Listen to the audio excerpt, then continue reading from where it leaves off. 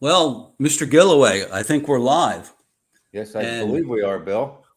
I can almost hear the people rushing from. They see it on their phones. They're rushing to their TV, their smart TV, or their laptop to get a bigger screen. Can you hear it in the background? I can. Can I hear it? Yeah, can you hear that rush, Oh, the thumping of the feet? I'm sure they're rushing, Bill. That would be the Well, first people that were rushing to see our show. well, if no one's watching, but here's the deal. This is the first time, and we've done Linglestown Gazette live, and I can't say how much I appreciate my friend Joe Gilloway jumping in to help me out as My pleasure. the producer of the show, right, Joe? Absolutely. He's pushing the buttons and all that There's a kind of thing. button. And there's a Just- button, and we have a picture of Linglestown Gazette. That's the logo. Bill, think the Joe- only thing I want to do, I don't want to block your handsome face. That's I all want right. to create a distinction. Uh-huh. I've been doing a lot of Linglestown Gazette sports for a lot of years, and the logo looks very similar. Yes. I want to create a distinction between this is not high school sports here tonight, No. folks. This is Linglestown Gazette, which Bill started without sports. It was just Linglestown Gazette. 16, 18 years ago, Bill? I think it was like 2006. I was doing some political activism. It got in the way of my job. It was my job at a news production company in Harrisburg here.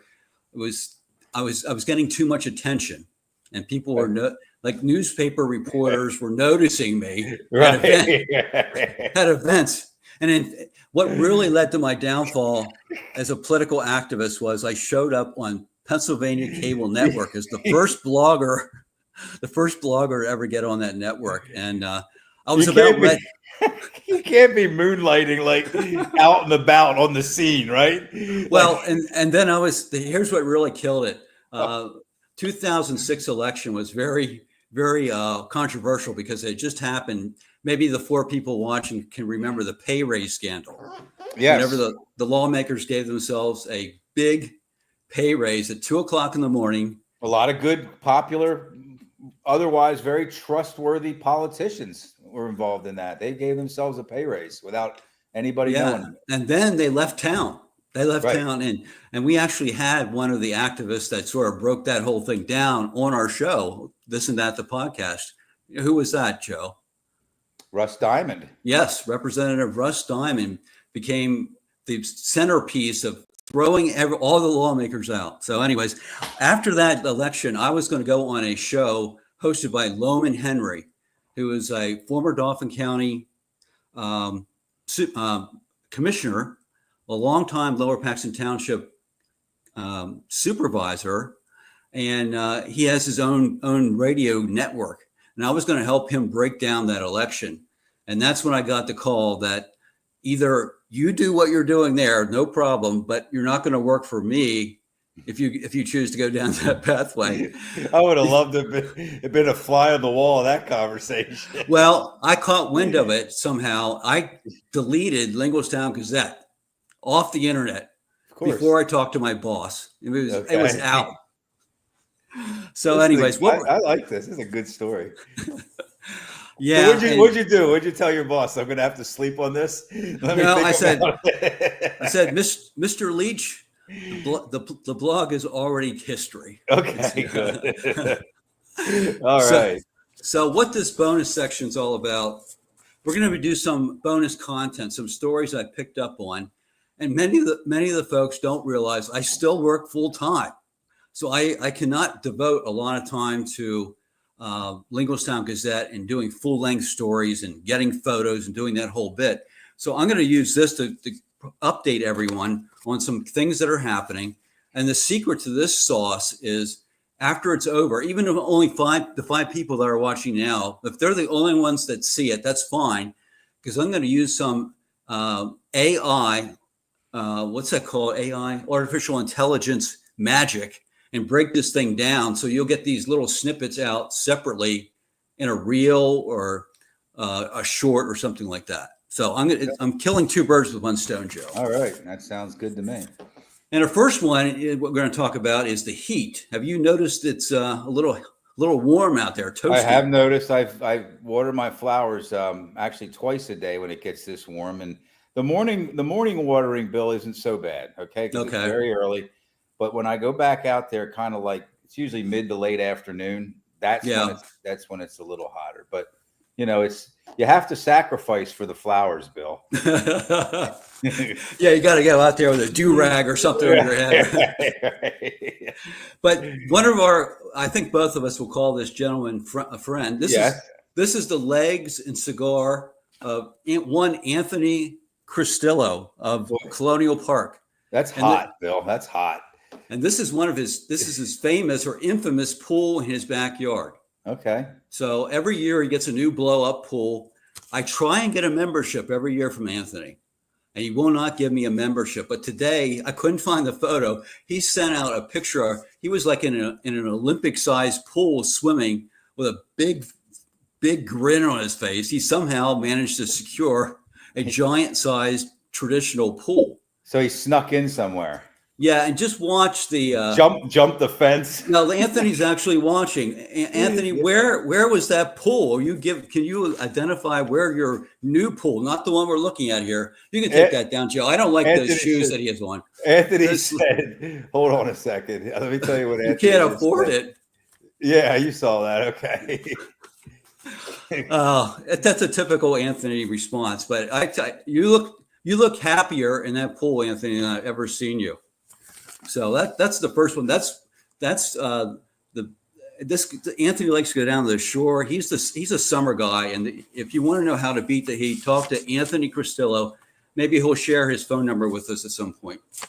I don't know. We'll see.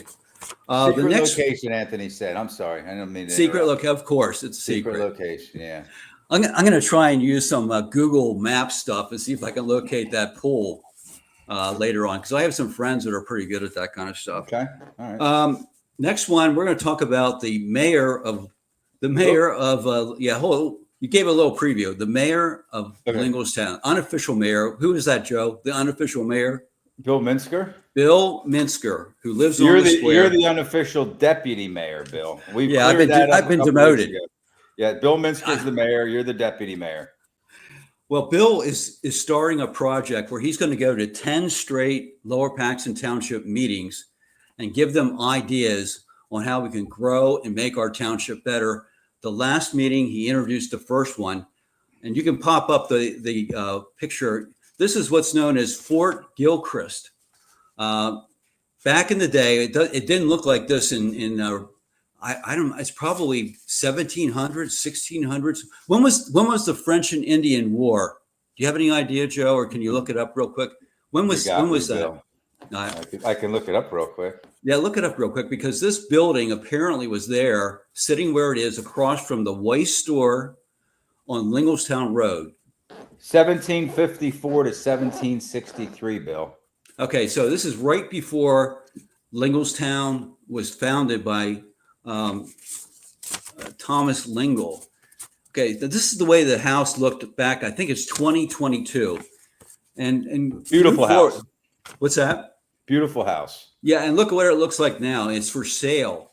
Okay, it's what back in the day they call these fortified homes. I believe they were trying to fend off Indians and other things, and there were several of these fortified homes in the Linglestown area.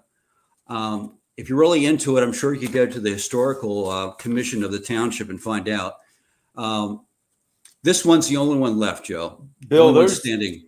One of the Lower Paxton Facebook pages. It's either LP Remembered or it might be on my Linglestown or Lower Paxton Township Nostalgia page. It has a bunch of photos from that house, like inside in the cellar.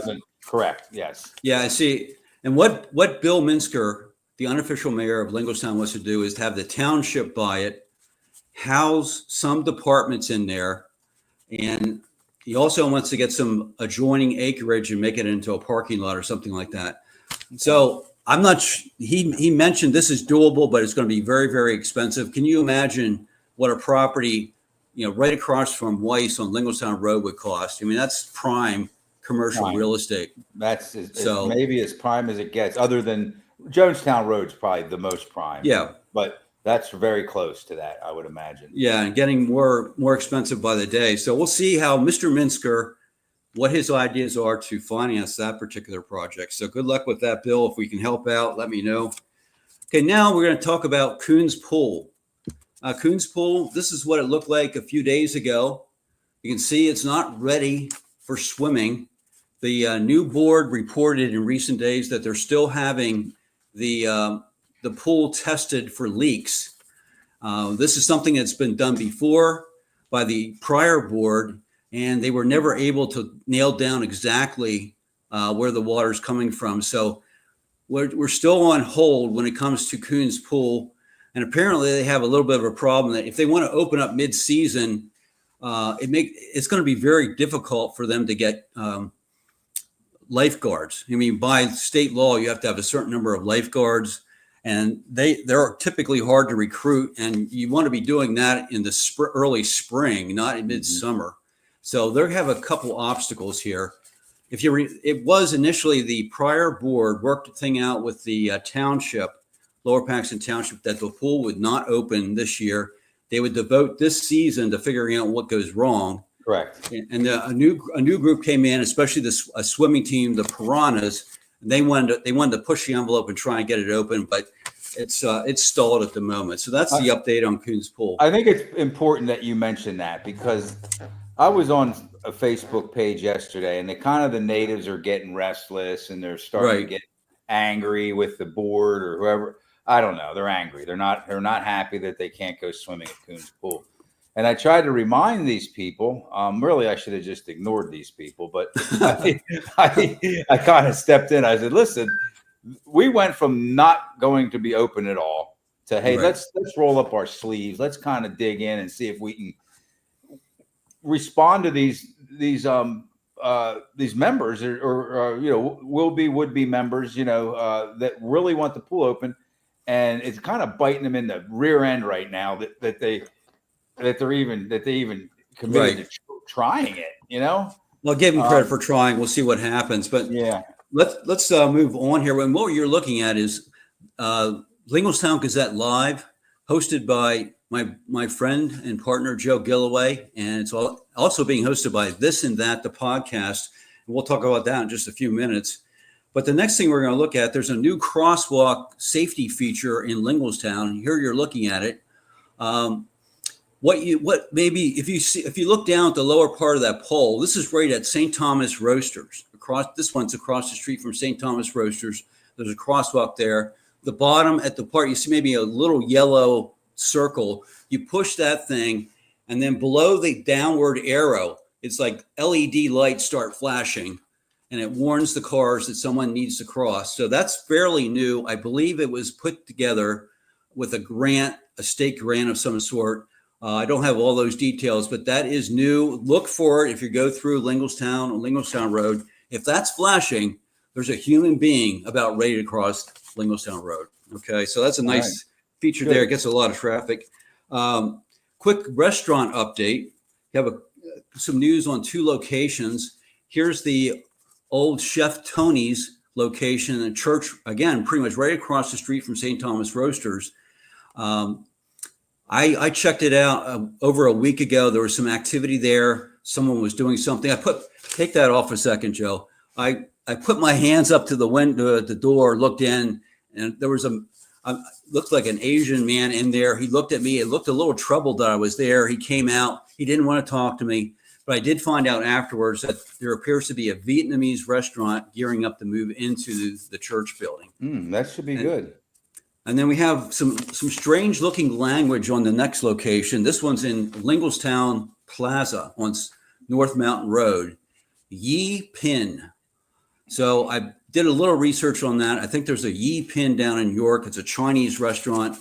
This one also had a Chinese restaurant, but they closed, and this is going to be the new one opening up. So don't have any specific details on either one, but two new eateries gearing up in Linglestown. Nice. Then we had our first, well, actually it was the second one, but the first one that got promoted, St. Thomas Roasters Coffee House in the heart of Linglestown, the capital of coffee in the capital region, is trying to get back into the music routine. And I have a picture here of the artist from Saturday. That was Mark Santana. I believe he grew up in Hummelstown. I'm not sure where he's living, but his dad joined him in singing.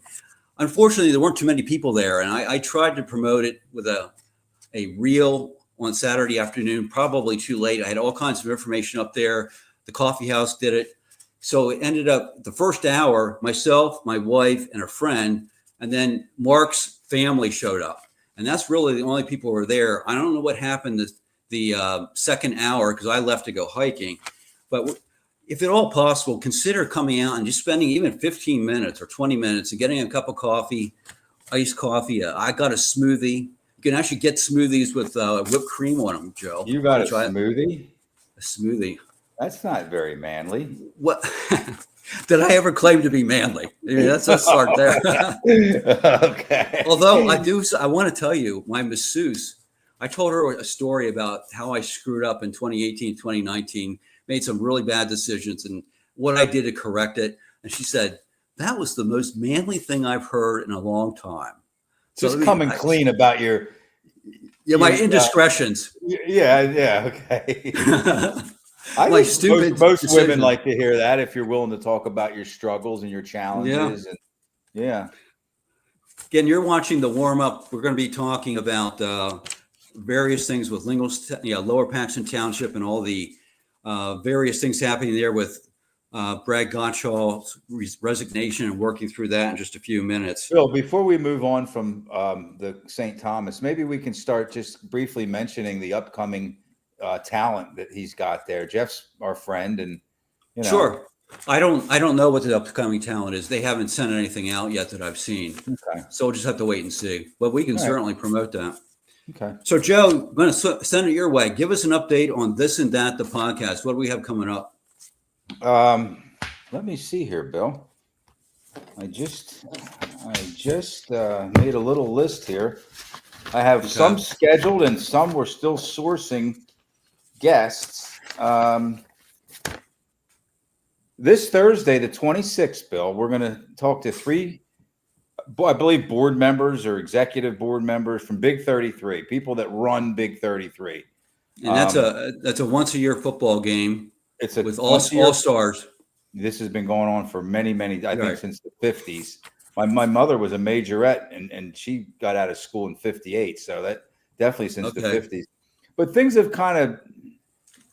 changed or have changed in high school football. And as a result, Big 33 has changed. It's over.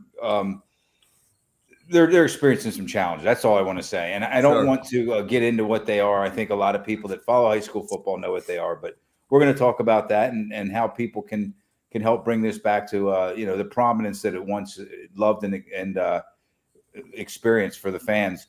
And then we're going to have Andrew Linker, a writer for decades, a great baseball writer, but he's a sports writer in general. And we're going to have him on with Hawaiian Chris James. Did Hawaiian Chris James confirm? He confirmed, but I have a date here scheduled for Wednesday the 2nd, which would be a week from this coming. That's next week. Yeah, but we don't know if Hawaiian Chris James is available on the 2nd, but they're going to come on. They're going to come on together. And then what we're sourcing also is, well, let me say this first. We just booked Julie Walker from the Peyton Walker Foundation. That's a big deal. Julie Walker, she lost a daughter, Peyton Walker. I think it was a son. It was a daughter for sure. Her name was Peyton. That's why. Okay, I thought it was a son. Maybe I made a mistake because of the Peyton's. Peyton Manning. Okay. Right. Nope. But it was definitely a daughter, and she was young. I think she was 19 when she died of a cardiac arrest. And so Julie has made it her life's mission and has done a fabulous job of, bringing awareness to people that, you and I might have something going on that we don't know about.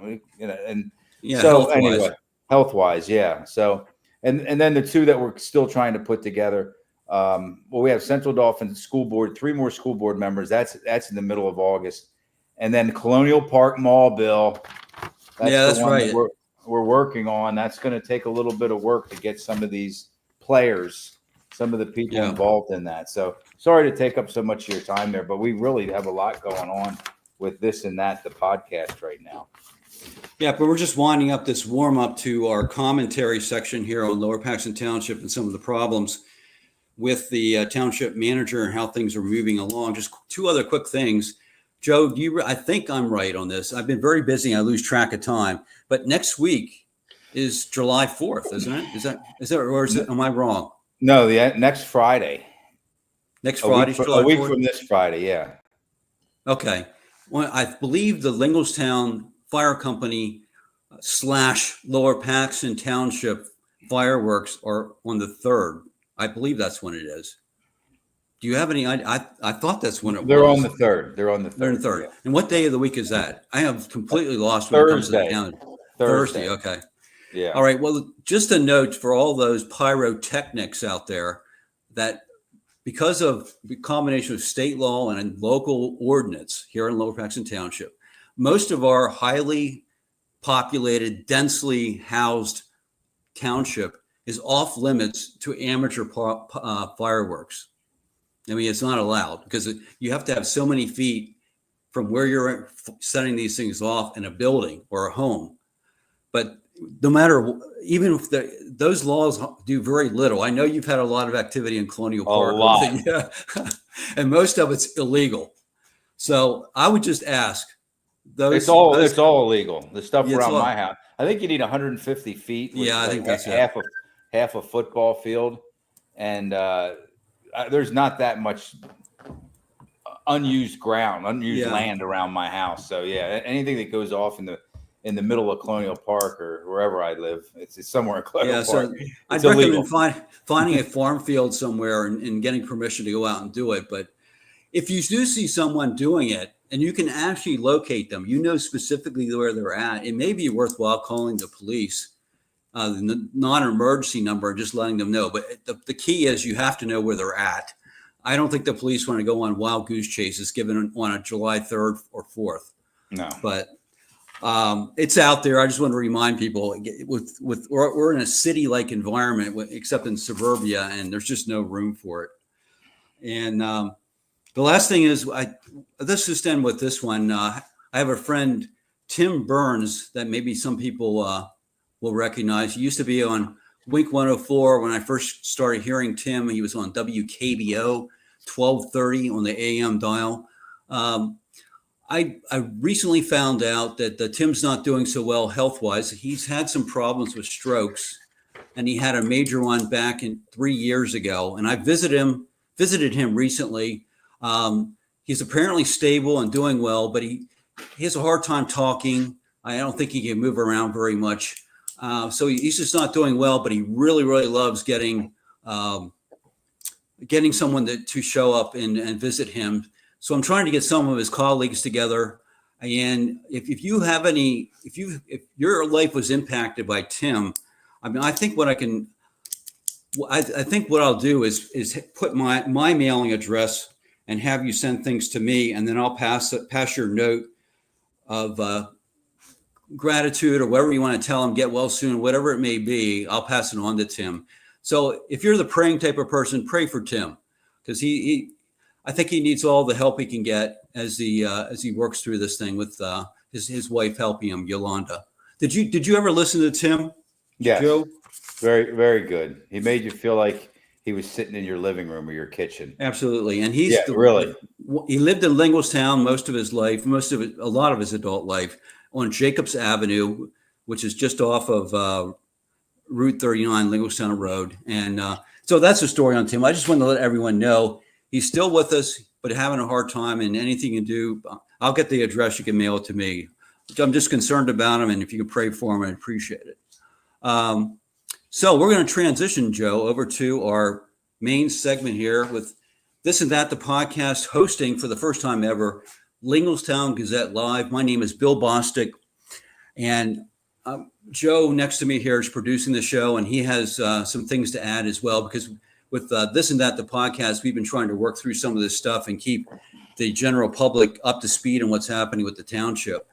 But here, let me set the stage, what we're going to do. The key thing, if you don't get anything else from this particular show, this live, is that I want you to think about the township all of us as a community and citizens, with all the hubbub, all the controversy, all the finger pointing, all the accusations that have gone on the last 6 months, some of the most horrendous meetings I've seen in 30 years of watching local government, never seen anything like it. And it's time to move on. That's the overall goal. We need to move on. And I think you agree with me. And I know other people do in the community as well. It's time to start a new chapter in Lower Paxton Township. But, you know, when you vow to move on, before you move on, you have to sort of look back and get an idea what in the heck has happened here. What lessons are there to learn? So we don't want to walk away from this scenario we've had in this township all of 2025 and just a little bit of portion of December of 2024 without coming away with something positive we can use to move our community forward. So that's the setup, Joe. What do you think about that? That's a very good setup, Bill. Okay. And once we sort of sort through this thing and learn our lessons, we're going to spend a few minutes talking about the good things that are happening. And I can assure you that there are some good things happening in Lower Paxton Township. You just have to know where to look. Bill, there are always good things happening in Lower Paxton Township. This is a great township. Even on its worst days, in its worst times, it's still a really, really good township. I have to agree with you. So we're going to look. A lot of the people, unfortunately, on Facebook, that's not where they're looking. When you look at the comments, very, very negative in many cases. Very anything positive, very hard to find. So we're going to look at some good things, and then we're going to end up with just a little bit of encouragement to anyone watching live tonight. And we thank the 9 people that are watching right now. And we got 2 thumbs up, Joe. We'll count that. Right. We're going to encourage you to stay involved because that's one of the good things that has actually happened. Turnout at the meetings has been much higher, and there's a lot of activity on Facebook about things that are happening. Even though they're negative, people are at least getting involved at some level, and that's a good thing. Right. So we're going to start on the look back portion here, trying to look and figure out what in the heck went wrong. And I think the first sign of trouble, Joe, actually showed up in December whenever Norm Zumas, a longtime Lower Paxton Township supervisor who was very involved, along with a former supervisor and chairwoman, Robin Lindsay. Norm went out in the community, attended events, and represented Lower Paxton Township at various things. He was a retired, I believe he has a military background, worked for Huffman Ford for a period of time, and had devoted some of his retirement to supporting our township. Old school politician, Bill. Old school politician. Instead of a politician, I would say Norm's a public servant. Absolutely. Yeah. And all of a sudden, this man with that stature and background leaves. Okay, so we know at that point something's up. Something was happening within the township, the supervisor's board, something that caused Norm to pick up his bag and move on. And it wasn't too long after that, I think I saw on Facebook that he joined I think it's the Lower Paxton Township Community Foundation. It's the foundation that had run they ran an event, I think, after the square was finished off in Linglestown. They do the Christmas Kindle Mark. I'm not sure if I'm saying that right. They do that. They did other things with Polly Murphy. So they put on public events that provide opportunities for people to get together and have fun in Lower Paxton Township. So after leaving the township, he immediately jumps in with another group. So he's not done. So again, it just pointed to something was wrong. Well, can I ask you this? Did it ever come to light? Did he ever say himself why he left all of a sudden like that abruptly? He never made a public statement. Okay. I heard through the grapevine that just the working situation within the township board was getting to the point where he didn't want to be involved anymore. But that didn't come from Norm. That came from secondhand sources. Something's going on. That's really the picture I'm trying to paint here. I don't think a man of that, I don't want to say stature, but who's been involved in Lower Paxton government for that amount of time, who is so intimately kind of entrenched and cared so much, would just walk away. like that. I mean, he would probably announce his resignation, not run the next time. He would probably go about it differently, or more in a more common manner than he did if there wasn't something wrong. So I'm just going to say that I trust that whoever told you that was probably accurate. He didn't like something. That's all I'm saying. Sure. The next thing happened early in 2025, and this is really where the whole thing blew up, in my opinion. Robin Lindsay, in a huff, during a I guess it was an executive session, something went on there, and she got out of her chair, out of the room, resigns. A split-second decision, she's out of there. As chairwoman, I mean, and Robin, if you look at Facebook, you see that she's involved in so many things in the township. She represented the township at various government-oriented meetings and associations. And I don't know the exact title of the award she got, I guess, for last year, but I think early, at some point in the not too distant past, she was awarded a statewide award for her service as a township supervisor. And I believe she was one of the leaders, if not the chairwoman of the Pennsylvania State Association of Township Supervisors. Bill, she was highly decorated. Another public servant. Right. The public servant, her picture's next to public servant in the dictionary, I would say. Absolutely. So she's out of there all of a sudden.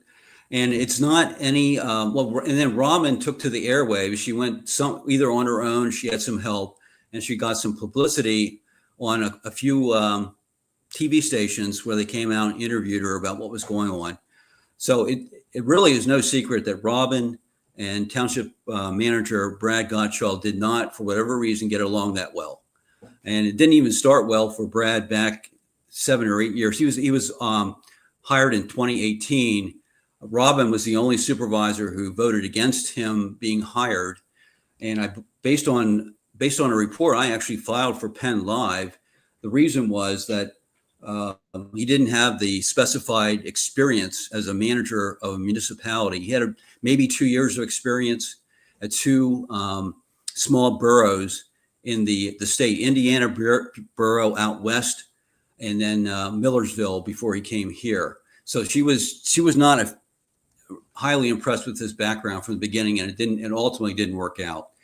So that's really where things came crashing down. Whenever you see someone like Robin resign that way, and that's where all the trouble started, as far as I can tell. When it came to the meetings and all the accusations, the finger pointing, a lot of inappropriate things happened during those meetings, but it all started there. So I want to share something that would relate here about my own story. What I actually described there is that Brad, the manager, he serves the township supervisors, and his key contact on the supervisors board is the chairwoman, in this case, Robin Lindsay, during this time period. Robin became the chairwoman in 2024, was reelected in 2025. So those two have to work together to set up things and communicate on what's going to happen in meetings and all this.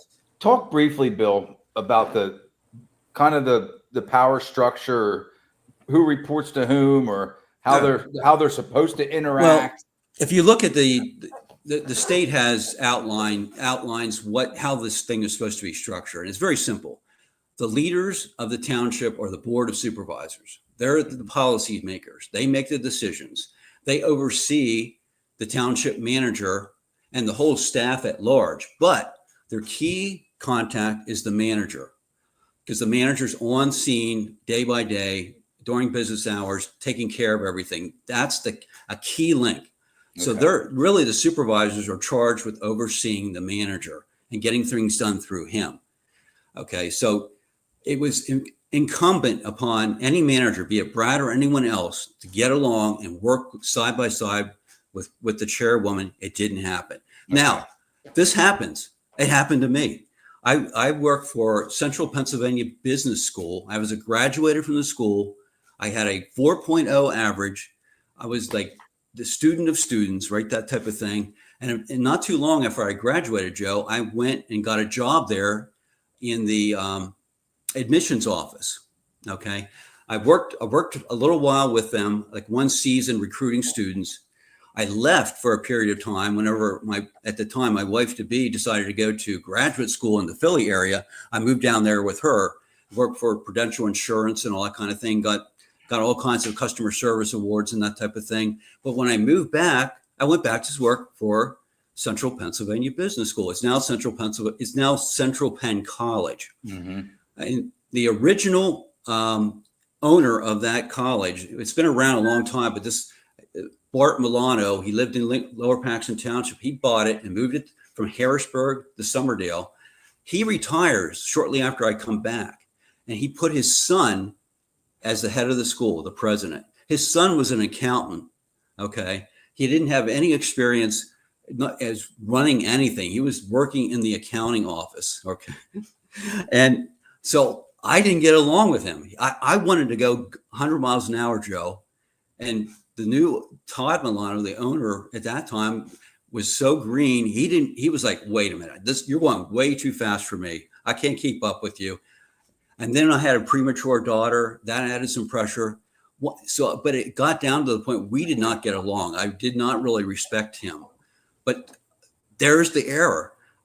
When I'm working for Central Pennsylvania Business School, I needed to work with the president. I was in a key position in enrolling students, and I didn't. And it got to the point where, just like with Brad, I was asked I don't know if Brad was asked to leave or not. I don't know the circumstances there, but I was asked to leave. He was either leave, or if you do these certain things and line everything up for me, the president's telling me this, then I'll give you benefits through the end of the year, like 3 or 4 months. I'll continue to pay you through the end of the year, and that's how it's going to end. And so I experienced something similar to what has happened here. It happens when you're young. I was in my early 30s, and Brad is also in his early 30s. So that was a big learning experience for me. I was pissed off and angry at that guy for probably a few years till I realized that I was actually the one that was in the major. I mean, I should have, if he was intimidated by me, I should have worked with him. You know what I mean, Joe, and helped him along. But I just blasted him. You know, I did it not all do depends. well. I think it all depends on how to what degree you covet your job, like how badly you feel like you need to be there. I worked for a Fortune 55 company for just under 20 years, and I was in sales, so we had a lot of people that didn't get along with one another. Whether it was the district manager didn't get along with the vice president, or the vice president with the sales people, or I mean, there's a lot of people that just didn't like each other. And very rarely would you say, I'm going to resign because I don't like him or I don't like her. You just kind of dealt with it. You worked through it. You tried to say, hey, let's get on the same page here for, a common cause. And so, yeah, there are ways. What I'm saying is there are ways to work through those things. If everybody feels as though, hey, I'm going to try to stick around here, I'm not going anywhere.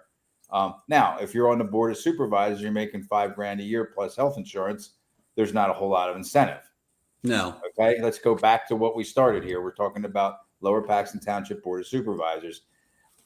I may not have stuck around through all the people I didn't get along with for just shy of 20 years at my company I work for, if I was making $5,000 a year in health insurance. So the other thing about my situation at Central Pennsylvania Business School, we had Barb and I, my wife, Barbara, who I thank very much for supporting me in the efforts I'm trying to do here. We had a premature child on our hands that happened right around that same time, which added pressure. And there you go. That was more important.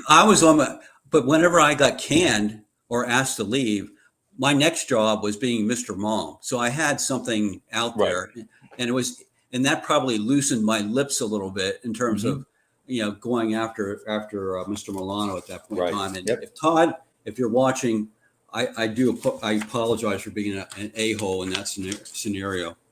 But this is Linglestown Gazette Live, first one ever. We're teaming up with This and That, the podcast. And Joe Gilloway is producing our show.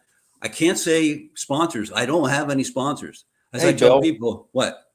I'm sorry to cut you off. Tell the people Okay. what Linglestown Gazette is doing right now, because they're after a dark period, dark meaning there Right. just wasn't anything going on for what, 5, 6 years. 6 years. 6 years. There's some activity, and you're getting a lot of recognition. People love, especially probably locals, of course. They love Linglestown Gazette. They love what you bring to the table. You do it with levity. You're a fun guy. You're a funny guy. And you know what the heck you're talking about, man. So talk about what people can do to kind of take part in viewing or following Linglestown Gazette, not Linglestown Gazette Sports, Gazette. Well, yeah, right now we're just on Facebook because we had quite a following 6 years ago that we had. And my idea was, as I'm approaching retirement is just moving from being a paid job to essentially a volunteer job or a very low paying job with Linglestown Gazette, probably. Because I love journalism. I like being involved. And the Facebook thing is up close and personal. So the mission in here is at Linglestown Gazette is to take Lower Paxton Township and the municipalities that include that are a part of Central Dauphin School District and remove us from the list of news deserts. So we actually have a dedicated full-time news service here in Lower Paxton Township in the school district. Now, I tried to do that on my own 2 or 3 times, failed every time because you cannot do it on your own. It took me 2 or 3 times, Joe, to figure that out. But I figured it out after the last bout of depression and burnout and everything else. So I'm in the process of trying to find ways to engage potentially high school students, maybe local college students, to become correspondents in a way that would aid their preparation for their career, be it in journalism or not. So my first out, I need to contact the Central Dauphin High School principal this week and see if I can get the ball rolling there. Dr. Eric Schrader. Yeah, I've never met Dr. Schrader. So Coach Glenn McNamee, football coach Glenn McNamee, pointed me in his direction. So we already have some community members, and I'll name them. We have Bill Minsker, Jay Purdy, and Dave Caesar that are correspondents or contributors. Already, we have them that are periodically helping out. So I really appreciate that.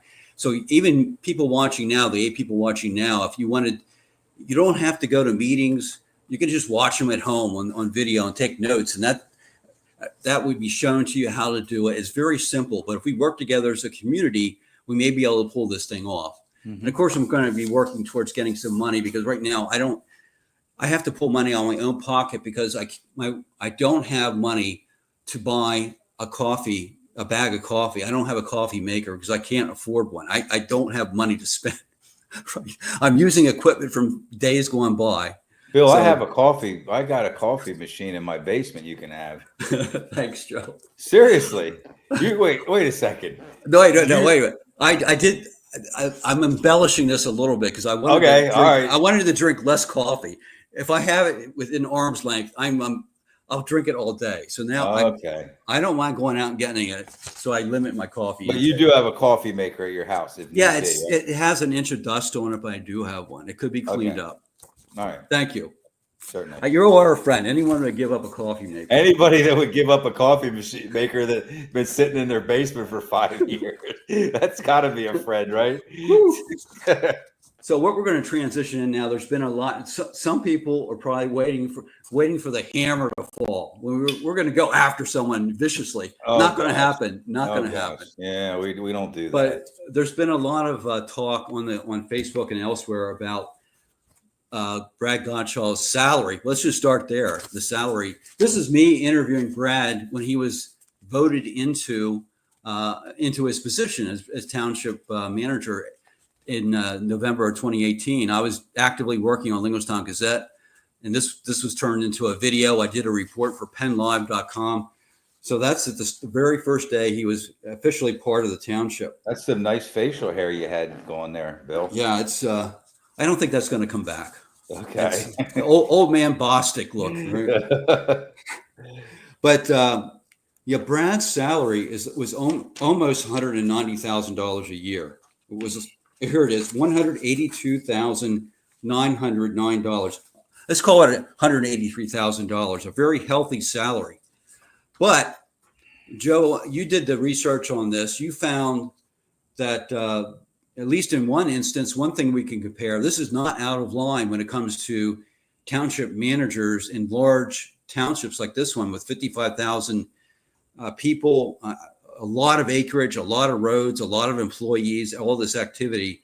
What did you find? What did you stumble upon? I have it here if you don't have the facts. Well, I think that Susquehanna Township, it said that the pay range was between 125 and 150 for the same job at Susquehanna Township. Now, Susquehanna Township, 120 and 140. 120. Okay, I'm sorry, 120. And I'm thinking maybe the reason that they had a range there is they maybe started at 120 and are currently at 140, or for whatever reason they gave me a range. But it looked like an official. It was on letterhead and all that. Now, remember this: Susquehanna Township, in terms of population, I believe it's like half of Lower Paxton Township. Yeah, it's this thing says 26,000. Let's call it 27,000. Right. No, we're double that. Yeah, we're double that. And then I know we have, I think, 28, a little over 28 square miles. I don't know what Susquehanna Township has. Yeah, it's here somewhere. And that's 15 square miles. Okay, and that's meaningful too, because you could have all 55,000 of your residents living in 4 high rises, or you could have them spread across 28 square miles, where you need a lot more infrastructure, built and maintained. So what I'm saying is, Mr. Gottschall has had a very demanding job. Okay, and I know a lot of people go, well, for 183,000, Well, guess what? Some people make a lot of money because they have a lot of responsibility. Yeah. Well, here's the thing too. Market forces come into play. Back in 2018, when the township was looking for a replacement for 28-year veteran George Wolf, who was the go-to guy all those years. We're talking about the Board of Supervisors having a solid rock to help them manage and deal with the township and set policies. George knew everything about everything and more, if you can do that. If something came up in a meeting, for the most part, he was right on the spot and knew what was going on. And that makes supervisors' jobs very easy. When they have someone like that to rely on, they really can be policy setters. They don't have to be putting fires out all the time, because they know George was going to take care of it. So now his time is over. He lets them know in plenty of time, I'm retiring. They go out and search. I don't know the nature of their search as far as how wide it was, but they were having a hard time getting qualified applicants. And so whatever they were offering, or the timing of the whole thing, there just wasn't a lot of people coming, wanting to be part of Lower Paxton Township. And Brad Gottschall shows up with some experience. He had been a borough councilman up in the coal country. I think it was, I know it's up 81, one of those coal towns up there. Tower City? It might, no, Tower, it's north of there. Higgins? No, more, it's like Schuylkill. I could go on and on, Bill. I know a lot of places up there. All right. Williamstown. What can this go? No, right. North of there. Anyways, He was like, I think 8 years, something like 7 or 8 years as a borough councilman. So he had a fairly decent resume, so experience, but not a whole lot of practical experience other than 2 small boroughs. So the idea was, let's bring this young guy on. We'll try to work with him and mold him. And in the end, it didn't work out. But they just didn't have many people to pick from. So I talked to Jack Schertzer, the township's communications head, who actually worked for Penn Live at some time in the past. He told me they're going out. They hasn't started yet, but they're going out nationwide, Joe, looking for somebody, trying to drum up a bunch of leads, people they can look at. So it's just not dribbles of people coming in here. They're going to really go out and shake the bushes around the country, trying to find someone that has the experience to come in here and take over and get moving very, very quickly. I'm kind of wondering what the salary for the next supervisor will be. Yeah, who knows? It could be higher. We don't know. It really depends. Again, we're talking about market forces. And I don't know that information. I didn't do that kind of research, but someone at the township or people who are helping them out will know that. And then someone who's going to do a good job is going to want to be paid, because it is, like you said, a huge job. I mean, it's not a tiny job. First of all, this is not 1985. Okay, let's start with that. We're in an era where people make a whole lot more money than they once did. Right. And second of all, again, you're running a municipality, a township with a lot of people and a lot of land, a lot of responsibility. So the only reason I'm going to say that again is because this is going to maybe start all over again when they hire the next manager, and that person, he or she gets paid a whole lot of money, upwards of, almost $200,000 maybe. So let's just understand that that's just the way things go. And you don't have to like it. I think a lot of these people, they might, personally, make a lot less than that. And they probably do work hard, and they think, well, I work hard. I get up every day and work hard, and I'm only making this amount of money. Well, it's a different job, whatever you're doing, whatever. Right. And I think if someone comes in here, Joe, and does a bang up job, that they have a system set up. When you have a problem, you call into the township, either the manager or someone that they appoint takes your call. They get back to you with the information. It's smooth as silk. When you have problems, they note them. They keep you updated. They do what they're supposed to do. People are going to be giddy if that's what the case. Then the money is not an issue at that point. Usually. I can't tell you. I think we had that person in George Wolf, but just like all of us, you get older and it's time to move on to another stage of life. I think George was that person. Right. You didn't have to worry about it. And people, I was in the news business, and I don't know what he was paid. I didn't really care. It wasn't an issue. It was taken care of. Right. All right. So there's other part that's people are complaining about is this severance package that people are calling. Some people have called it a golden parachute, which it's not. I mean, it gives Brad enough time and his family to figure out their next step. It gives him a little bit of time. What is it? He gets like $75,000, which is like 5 or 6 months salary, something like that, Joe.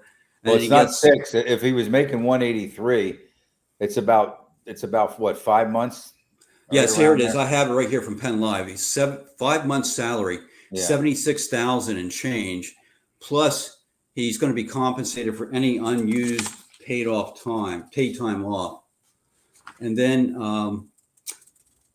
and you talk to a professional who deals or knows about this stuff, an accountant, I believe. And what was his response? I talked to the 75,000.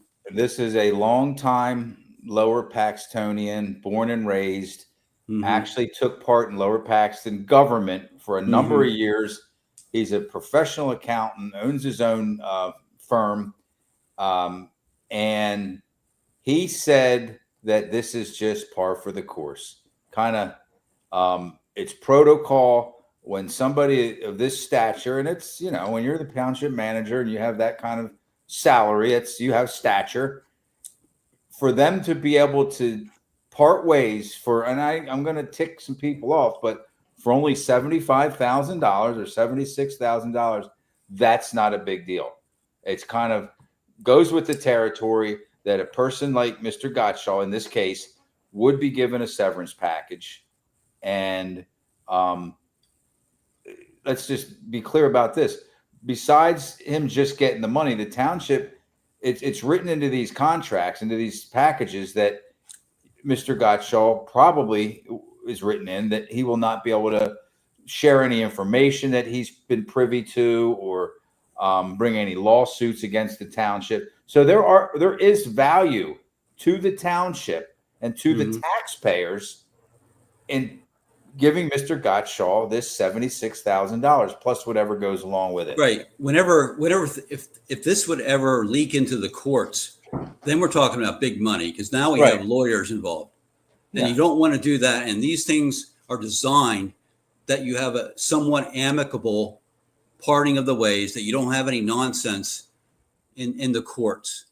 And I think, I grew up a Christian and all that kind of stuff. The Bible even talks about this, that if you have disagreements with people, it's better to work it out with them than to put it over in the hands of the government, into the courts. Right. I mean, that's just wisdom, and that's what we're dealing with here. So that's whatever they worked out. You're saying it's not. It seems that to us who make less than 75,000 a big amount, but it could have been double that or triple that if we get it into the courts. Right. This was explained by or from a person who I respect their judgment and their opinion, because they know the township, they know all about packages of this sort. And I think you said it best, Bill. You put it so simply yesterday or the day before. You said, you know what?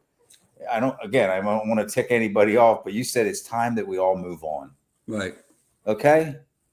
Mr. Gottschall is not a bad guy. He's still a human being.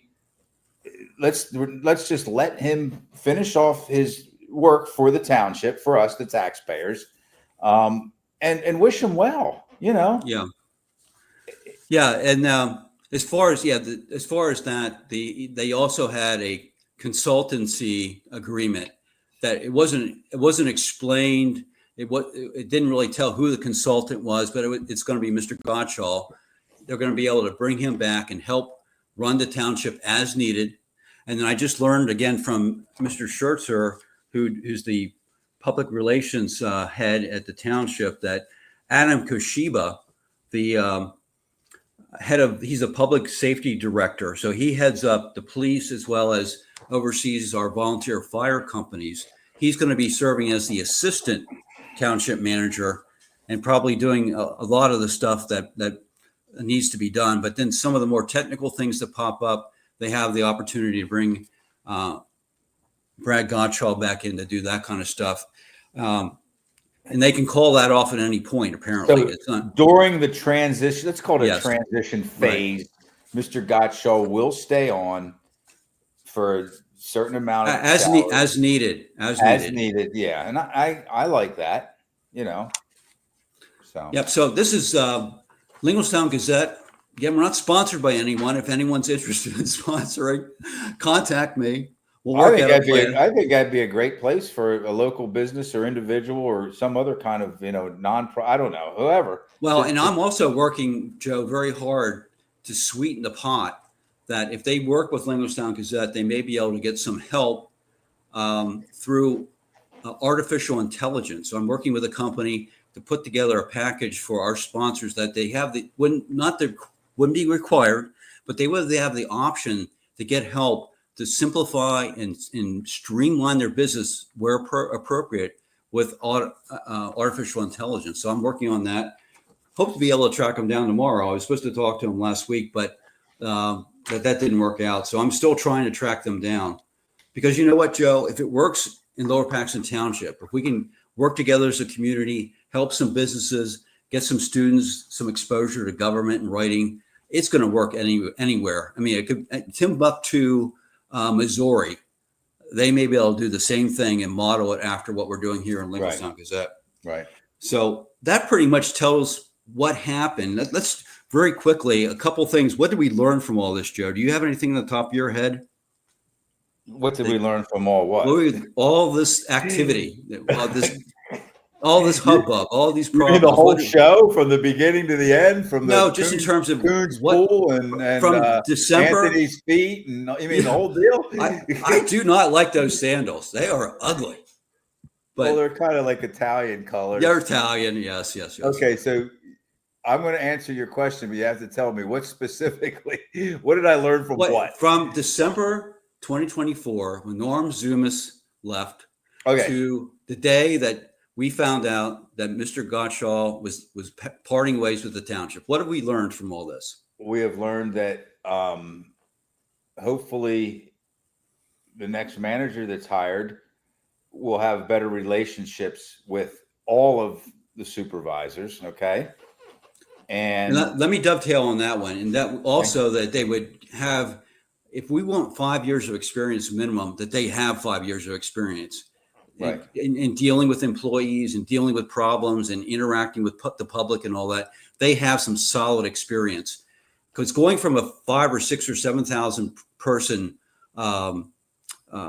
township or borough to one with 55,000 people and all this land. Right. That's a huge, huge jump. I mean, that's Right. asking a lot of anybody.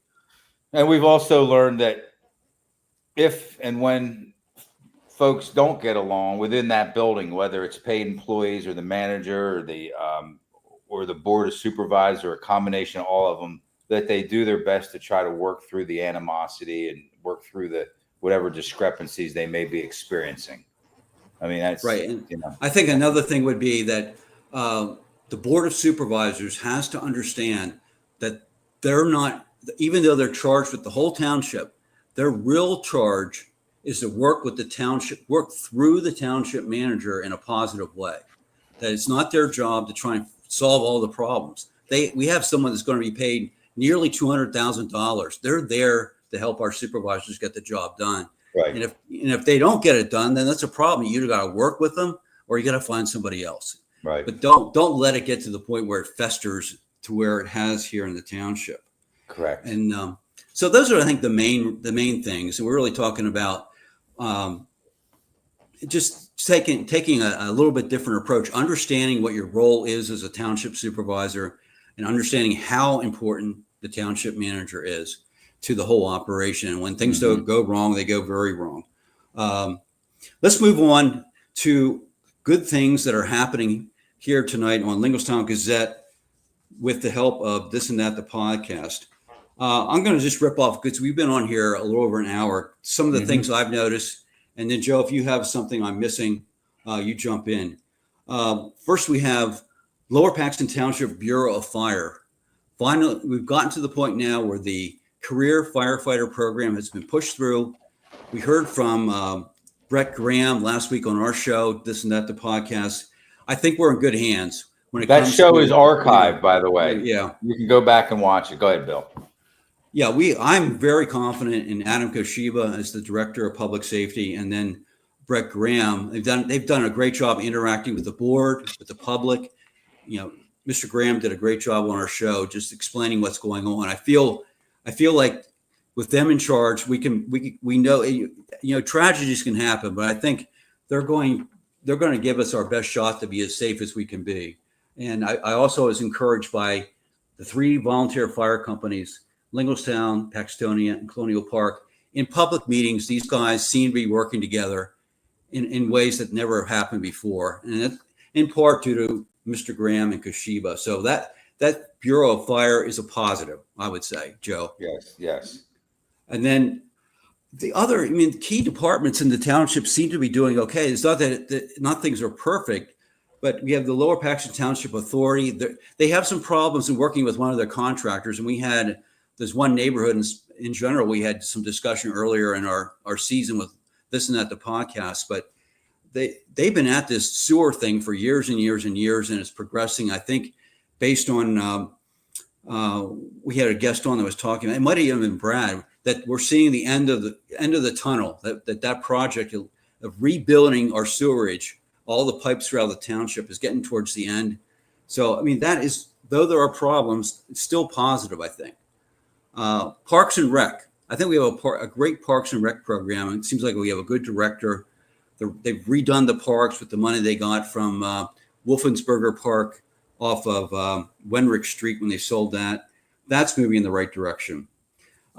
We have veteran people in our land use and zoning area, the development. Whenever developers come in and they need to work with the township, they go through these people. I've always had good luck in working with them. And then, though people don't like it, at my property, what about your property, Joe? Penn Waste is showing up. They're doing their thing. We have to pay more because of the times, but I'm getting decent service from them. I'm getting spectacular service, Bill. Okay. I mean it. I've never had a problem. You communicate with, who is it at the township? I send an email if I have a large pickup or something extra. I get a quick response. I've just had no problems. And with respect to those that have, I know that some people have, but right. I don't think it's quite the crap show that a lot of people say it is.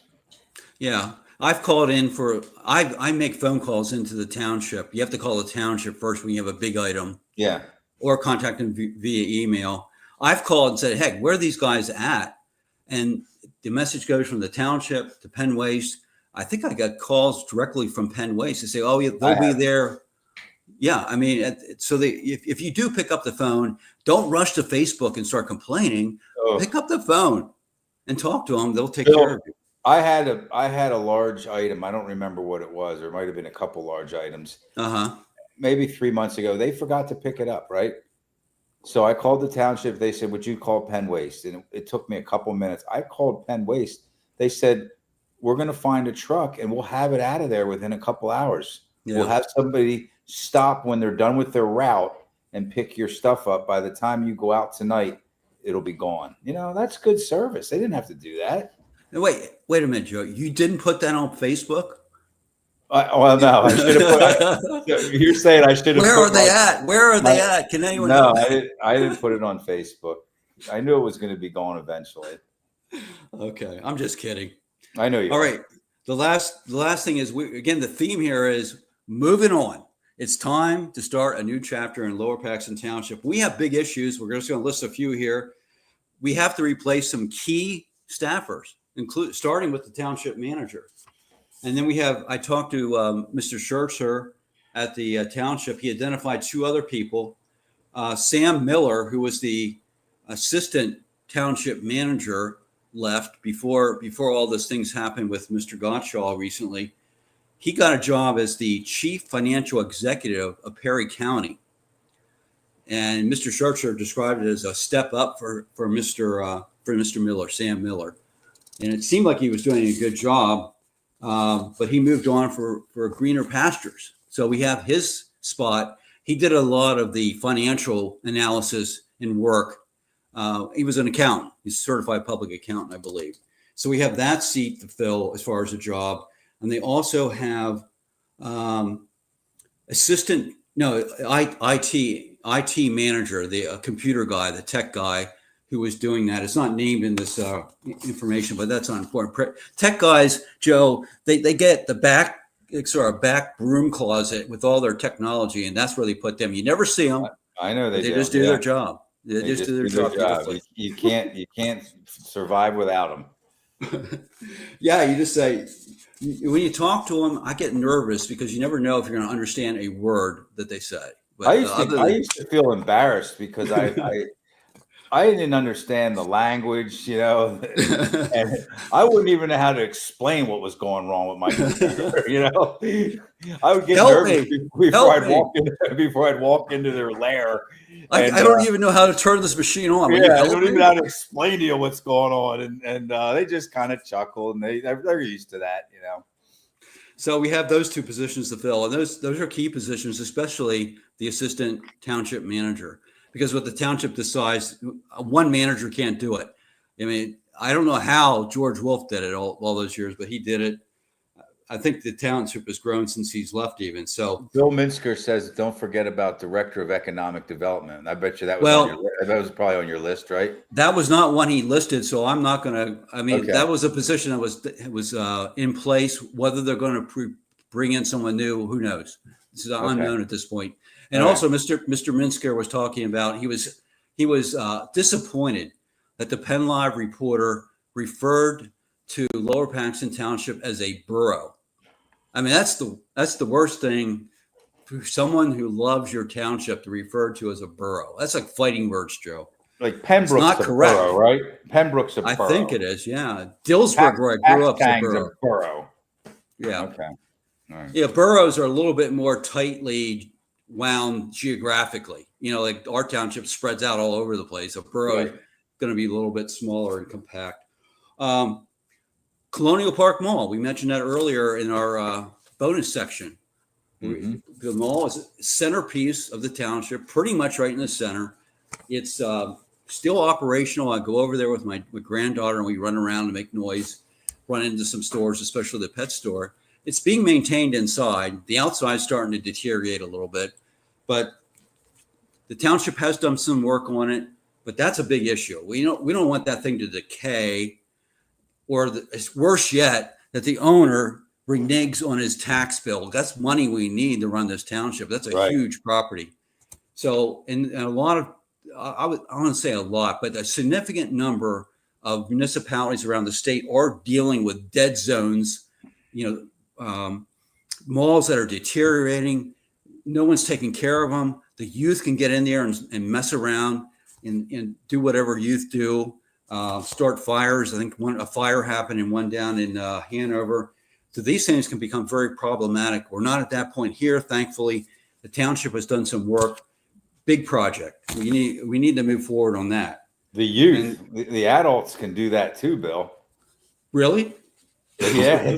I thought that was when you graduated to adulthood. Don't you leave that behind? Well, I don't know. I don't think so. Not in all cases. There are angry adults out there with nothing but time. What's the worst thing that I do right now? I can't even. I don't know. I've been accused of not handling my dog poop properly. Not recently, but in the past. I got in big trouble for that. I actually got a letter from the township that I was not handling dog poop properly. I was putting it in the bushes on the edge of my property in the backyard, and really bothered one of my neighbors at the time. So I'll count that as the worst thing I've done as an adult. I was not very courteous dog owner. Okay, that's not. You have one that what's the worst thing you've done, Joe? Well, done. No, we're talking recent years. Yeah. Driving over the speed limit. Oh my gosh. I can't believe that. Yelling at people that when they drive down my street, the one-way street, they drive down the wrong way. And I sometimes kind of lose my cool and I regret it usually. And I think, you didn't have to do all that. But yeah. The one that I know you did that sort of concerned me was driving and had that phone going. You were really working the phone while you're driving. That one got me a little bit. That's done. I don't do that anymore. I know. I have a perfect, like a phone holder, and it sits right at the perfect spot. And yeah, I've worked through that, Bill. Okay. Yeah, that's not good. That's bad. You are what I call a fine American. Yeah. Okay. Can I give you you told me you're going to set some time aside for me to give my. Yeah, I'll do one more, and I'll turn it over to you. And that is, Many people don't know this, that east of Linglestown, where Linglestown area sort of ends going east towards Hershey at Wenrick Street. And when you get past Wenrick Street, this is just beyond the United Church of Christ, where they have some great chicken barbecues throughout the summer and fall. East of there, it's a lot of open space, fields, not much going on there, open space. And their developers have gained access to a lot of that land. And there's going to be a 1,000 home development. I think two or three different developers are going to put over time, not right away, not at all one time, 1,000 homes out there. That's a big deal, especially with the school district. Is that Central Dauphin School District? Yeah. Oh, yeah. Oh, my. Central Dauphin, we're talking about just east. Once you pass Linglestown, all that space if you're going towards the school, all that space on the right is fields out there. If you can picture that. It's between the restaurant, the doghouse, and Piketown Road. And it may not be all that property, but a good chunk of it's going to be developed. Right now they're through what they call the preliminary plan stage. So it's just like a rough plan, sort of laying things out in general. I believe our Township Planning Commission has approved that. Now they have to go through and put all the detail to the plan. They're going to have to expand that school, Bill. Well, that's the point. And then we have traffic issues. Wenrick Street, you told me you or one of your friends caught air. No, I was going to mention that. If you want to catch air, if you want to drive your car and have the tires come off the ground, go out to Wenrick Street, get up a big tailwind, or is that a tailwind? Yeah, and you'll fly. How far do you think you flew when you were in that car? Not far, but we did come down the one time, and we were in my friend's mother's car, and from the impact from coming back down on the ground, it cracked the whole windshield. Oh, jeez. Yeah. But no, you can catch air out there on Wenrick Street. Yeah, and if you're a pedestrian, look out. You cannot see those cars coming. So anyways, that's something we're going to have to watch. That's a big thing. And ultimately, the supervisors, with the help of the manager, have to ultimately make a decision, thumbs up or thumbs down. But unfortunately, if a developer follows all the rules and regs, they can't turn it down. There's no way you're going to win that in court. Right. Joe, it's your turn. What do you have for us? Okay. Two things. Okay. First of all, I want to say that, what do I want to say first? First of all, I want to encourage people that are watching to go to township meetings. You know, Bill, you mentioned earlier that the attendance has grown at these township meetings. I mean, right. There's not many available chairs, but they're going to pull chairs out if you show up. They are the first 3 Tuesdays of each month. That's a lot of meetings. Yeah. If you want to go just as an observer, if you want to speak, they're going to give you some time to speak. A lot of this stuff that we're talking about, it's going to really make a lot more sense if you go out and watch the way that this business is conducted. So I want to encourage you to go out and I'm not saying you have to get involved at all. Just go out and watch what's going on. Well, see what's happening with your tax dollars and that these people are human that we're talking about, that they're up against it. Go ahead. Yeah, I just want to say you don't have to physically go to the meetings because they're on YouTube Live, mm-hmm. and they're archived. So you can many times. I'm a journalist, right? But I don't. I'm already working full-time job. I don't have time to go to the meetings, so I watch them, even sometimes over a period of days to see what happened. Yeah. Because with the way the meetings were going earlier this year, thankfully it's calming down. But you didn't want to miss a meeting. It's kind of a social thing for me. You and I went a couple weeks ago, and I've been to a couple recent ones with a good friend of mine, Don Dewey. And it's kind of like something to do. I pour a big cup of coffee and go in and watch everybody kind of go at it. hopefully that slows down. Yeah.